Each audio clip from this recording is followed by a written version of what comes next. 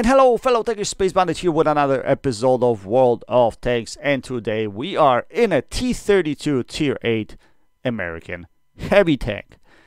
And in this game we're gonna see a display of Muppets. Yes, we're gonna see a display of Muppets. That's exactly what we're gonna see. Again, this is one of the older games, guys, so sorry to the PS4 players. I'm trying to clean up some of the games from my hard drive and maybe post them. And this was pretty decent one as well, so I thought I'll throw it in here on my channel.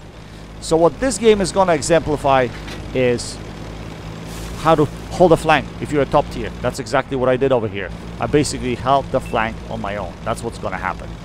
So if you played this map in the past, on Xbox anyway, you know that K-line is one of the most important lines. If you lose the K-line, you lose the game. That's the way it's been forever. But look what's gonna happen. I'm gonna go to the K-line and no one else is gonna go. That's right.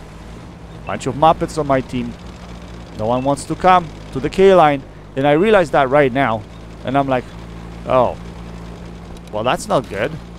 If no one's gonna come and show up here, it doesn't matter that I'm a top tier. I'm gonna get overcrowded and die. And what most of our teammates are doing? They're sitting in F8. I guess I ran into a crew that doesn't play tanks that much anyway, but put a shell into light tank when he was passing by. This guy came to help us, but he overexposed right away, right there. Now this guy's scary. Suit 1:30 p.m.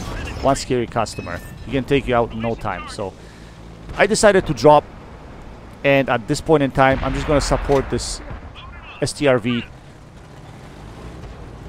as much as I can, and once he dies I'm gonna have to reconsider my future, unfortunately. So we're gonna try to come from around here. We're gonna side scrape as much as we can and see if we can hold this corner. Fortunately we draw a critical on that shot. I don't know how that's possible. That should have been a pen, but it doesn't matter. This guy pens us. I don't know how, because I was side scraping pretty well over here. That must have been a narrow shot. Anyway, he tracks me here. My friendly is dead already.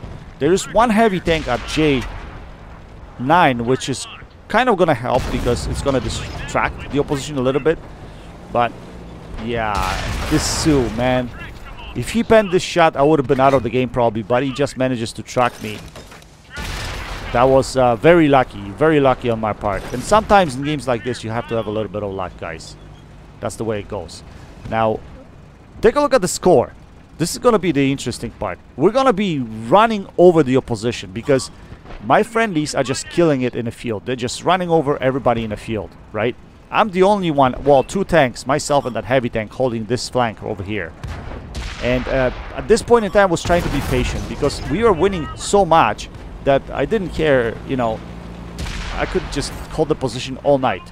And this Sioux had to approach me at some point in time. He had to kind of come out from around the corner and take me out of the game. So we rammed him a little bit.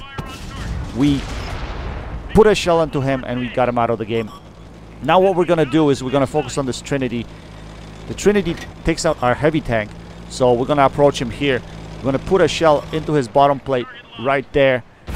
And we're going to drop at the same time. Now, we're only a one shot to him, so he can pretty much hit us anywhere and pen us. But we're going to use our strong turret armor, and once he comes from behind the pile, we just took him out of the game, just like that. Now, you think the game is in the bag? Yes, of course it's in the bag. But, there's one good player on the opposing team that knows what he's doing, and that's the IS-6. And if you put IS-6 in a top tier matchmaking like this,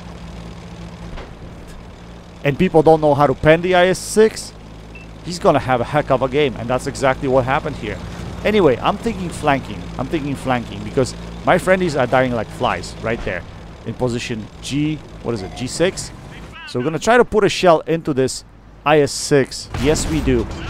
Now he started paying attention to us at the same time, so we're gonna back off, lose our 6 cents, and we're gonna try to come up and bait that shot a little bit. That's what I tried to do over here.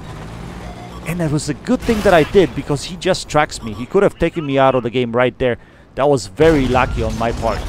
But at the same time, I realized that IS-6 is coming after me. He's coming after me, and I'm gonna have to get out of here because he knows what the hell he's doing. He knows I'm a one-shot, and he's trying to basically take me out of the game, use his armor, take me out. At the same time, I'm trying to be smart. I'm like, I'm gonna draw my separation. I'm gonna get myself into the alley and hide behind that rebel pile. If I can do that and turn around in time, I should get him coming out from around the corner. I'm gonna do that exact thing, and I'm gonna pull back here, and I can see him coming. So we need to make sure we penetrate that shot. We needed to make sure we penetrated that shot, because if we did not, this game could have been over. Because look at the score. All of a sudden, the game was tied. So I loaded APCR rounds on purpose. I needed to make sure I penetrate IS-6, and at the same time, looks like this Scorpion is after me. So I started reverse side scraping here. Hopefully I can get myself behind the wreck of the dead IS-6. I can put a shell into this Scorpion. He's a two-shot to me, and he bounces his shell. So lucky again. So lucky again. I should have been dead so many times in this game, but that's the way things work out every once in a while, boys and girls. That's the way it is. I got lucky this time. Many cases I don't get lucky. I got lucky this time. Anyway, there's still medium tank on the opposing team. So I'm gonna try to get to this position behind rebel pile again. I'm gonna try to use my gun depression right here. Oh, not gun depression. My strong turret armor to poke out. So if he came out from this side, I would be able to hit him. As you can see, I'm waiting. I'm in a wait mode. I know I'm a top tier. I'm a tough tank, but I'm a one-shot to him. If he comes out and he shoots me anywhere in the hole, I'm dead, right? So what I'm gonna do, I'm gonna get myself behind this rebel pile now, because our light tank came from around the corner and he spotted that entire area. So I knew that guy wasn't there.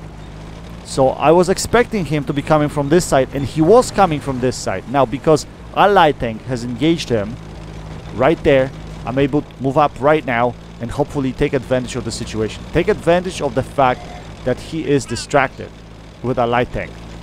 So I'm gonna try to still play it safe. I want to poke from around the corner here, from behind the rebel pile, but I do not want to show him my hull, right?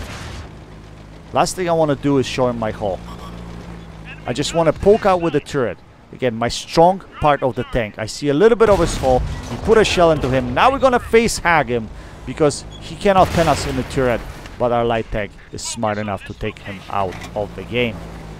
Quite exciting game, even though not extremely high damage, but quite exciting at the end because of my team of greenies, unfortunately.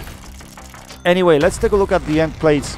We managed to put up 3.5k damage. Nothing spectacular for this tank, to be honest, but class 1 mastery because of the close quarter fighting that we did for the most part.